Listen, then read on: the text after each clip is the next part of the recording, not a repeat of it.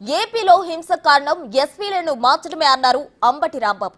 కూటమి నేతల సూచన మేరకే ఈసీ ఎస్పీలను మార్చిందని ఆగ్రహం వ్యక్తం చేశారు. పోలీసులు కూటమి నేతలతో కుమ్మక్కయ్యారని ఆరోపించారు అంబటి రాంబాబు. ఎలిగేషన్స్ మీద ఎన్నికల కమిషన్ న్యాయం అనుకుని ఎక్కడైతే మార్చిందో అక్కడే అల్లర్లు జరిగాయి, అక్కడే సస్పెన్షన్ జరిగాయి, అక్కడే మళ్ళా కొత్త అధికారులు వేశారు, అక్కడే స్పెషల్ ఇన్వెస్టిగేషన్ టీం వేసి విచారణ జరపవలసినటువంటి పరిస్థితి ఏర్పడింది. అంటే ఫ్యాక్ట్స్ ఏంటో ఆలోచించమని ఈ సందర్భంగా నేను ప్రజల్ని కోరుతున్నా. అదే విషయాన్ని సిట్ వారికి కూడా వివరించడం జరిగింది. దీని వెనకాల అక్కడ ఉన్నటువంటి అధికారులు ఎవరైతే పూర్తి అవగాహన ఉందో ఆ జిల్లాల్లో వారిని సడన్గా మార్చేశారు. కొత్తగా ఎస్పీలను తీసుకొచ్చారు. వాళ్ళకి అవగాహన లేకపోవటం కావచ్చు, లేదా కొల్యూషన్ అయ్యారనేటువంటి కూడా అనుమానం ఉంది. ఎందుకంటే ఇద్దరు సస్పెండ్ చేశారంటే మెటీరియల్ ఉంటే ఎలక్షన్ కమిషన్ ఒక ఐపీఎస్ అధికారులని సస్పెండ్ చేయడం అంటే it is not a small issue. ఎన్నికల సమయంలో ప్రజాస్వామ్యానికి విఘాతం కలిగినటువంటి సందర్భం ఆంధ్ర రాష్ట్రంలో ఒక దారుణమైనటువంటి పరిస్థితి వాళ్ళు ఏర్పడింది. పోలీసు యంత్రాంగం పూర్తిగా విఫలమైంది. విఫలమైతే పర్వాలా సరి చేసుకోవచ్చు. కొల్లుడైంది తెలుగుదేశం పార్టీతో. వారి దగ్గర బ్రైబ్స్ తీసుకున్నారు. తీసుకుని ఎన్నికల్లో తెలుగుదేశాన్ని గెలిపించడం కోసం తెలుగుదేశం వారు పన్నినటువంటి పన్నాగంలో పావులుగా పోలీసులు పనిచేశారు. అంటే దాని అర్థం ఏంటి? కంచె చేరుకుంటుంది కదా. ఫాల్స్ కేసెస్ చేస్తున్నారు. అంతేకాకుండా సెక్షన్స్ 324 వేయాల్సింది కూడా 307 వేసేస్తున్నారు. మా మీద వేసి గందరగోళం చేస్తున్నారు. ఇది వన్ సైడెడ్గా చేయాలనే ప్రయత్నం జరుగుతూ ఉంది. అందువల్లనే పోలీస్ ఆఫీసర్ని సస్పెండ్ చేశారు. మీరు చూశారు, పోలీస్ ఆఫీసర్లు సిఐని వేశారు, ఆ సిఐని సస్పెండ్ చేశారు. ఎవరు వేసింది? ఎవరు? ఎన్నికల కమిషనే. సస్పెండ్ చేసింది ఎవరు? ఎన్నికల కమిషనే. ఎస్పీని వేసింది ఎవరు? ఎన్నికల కమిషనే. సస్పెండ్ చేసింది ఎవరు? ఎన్నికల కమిషనే. సో ఈ విధంగా చాలా దుర్మార్గమైన పద్ధతుల్లో ఆంధ్రప్రదేశ్లో ముఖ్యంగా తిరుపతి, పలనాడు, అనంతపూర్ ప్రాంతాల్లో దౌర్జన్యాలకు కారణమై పోలీసులు కొల్లుడయ్యేటటువంటి పరిస్థితి ఏర్పడింది. దీని మీద వినీత్ బిర్జాల్ గారికి మేము వివరంగా వివరించడం జరిగింది. ఫాల్స్ కేసెస్ నివారించండి, 307లో అనవసరం చేస్తే వాటిని నివారించండి.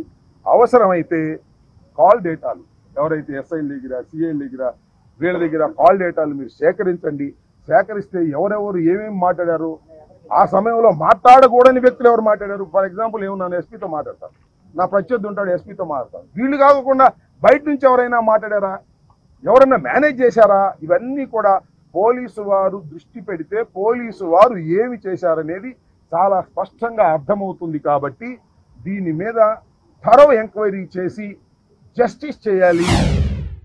ఈ ప్రజాస్వామ్యాన్ని కాపాడాలి. వాళ్ళు ఎవరు గెలుస్తారు, ఎవరు ఓడతారు పక్కన పెడతాం కాసేపు. కానీ ఎన్నికలు సక్రమంగా జరగాలి. భారత ప్రజాస్వామ్యంలో ఎన్నికలే సక్రమంగా జరగకపోతే ఎలాగా? పోలీస్ ఆఫీసర్స్ కూడా వాళ్ళతో కొల్లుడైపోతే ఇంకేముంటుంది? ఇది చాలా సీరియస్ ఇష్యూ. వాళ్ళ భారతదేశంలోనే ఆంధ్రప్రదేశ్లో జరిగినటువంటి ఈ పోలీస్ కొల్యూజన్ అనేది వెరీ వెరీ సీరియస్ ఇష్యూ. ఈ సీరియస్ ఇష్యూని ఇక్కడతో ఆపకపోతే, వారిని శిక్షించకపోతే ప్రతి ఎన్నికల్లోనూ పోలీసులు ఒక పార్టీ కలిసిపోయి ఎన్నికలు జరుపుతారు. కాబట్టి ఇక్కడ ఒక పటిష్టమైనటువంటి యాక్షన్ ఉండాలి అనేది మేము వివరించాం. ఎన్నికల కమిషన్ కూడా దీన్ని సీరియస్గా తీసుకుందని భావిస్తున్నాం.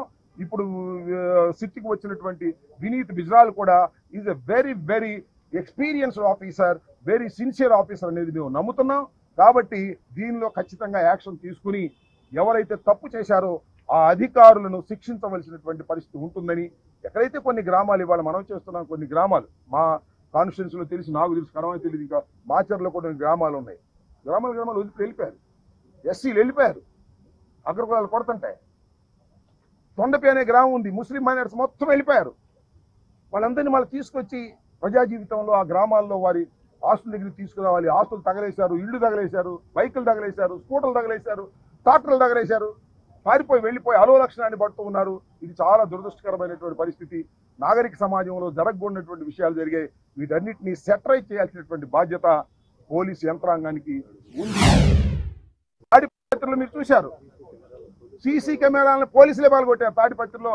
మరి పెద్దారెడ్డి ఇంట్లోకి వెళ్ళి అంటే పెద్దారెడ్డితో వ్యతిరేకంగా ఎక్స్పర్ట్తో వెళ్ళిపోయి ఇంటి మీదకి వెళ్ళి ఇంట్లో మరి టపాసులు పేల్చి బాంబులు పేల్చి గందరగోళం చేశారు. ఇది నాగరిక సమాజంలో జరిగేటువంటి విషయం కాదు. పెద్దారెడ్డి ఎమ్మెల్యే, ఆ ఎమ్మెల్యే ఇంటికి వెళ్ళి పగలగొట్టేటువంటి పరిస్థితి, పోలీసులు కూడా వాళ్ళతో కుమ్మక్కైపోయే పరిస్థితి.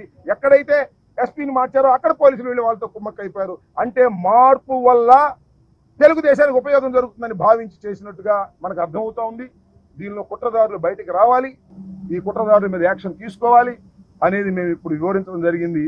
మేము వెయిట్ చేస్తున్నాం, న్యాయం జరుగుతుందని. ప్రజాస్వామ్యాన్ని కాపాడవలసిన పరిస్థితి ఏర్పడింది. ప్రజాస్వామ్యానికి విఘాతం కలగకూడదు. గెలుపు ఓటములు పక్కన పెడదాం కాసేపు. కాబట్టి దీని మీద యాక్షన్ తీసుకుని ప్రజాస్వామ్యాన్ని కాపాడవలసినటువంటి అవసరం ఉందనే విషయాన్ని సిట్కి మేము వివరించడం జరిగింది. యాక్షన్ ప్రాపర్గా, సిన్సియర్గా, సీరియస్గా ఉండాలని మేము భావిస్తున్నాం.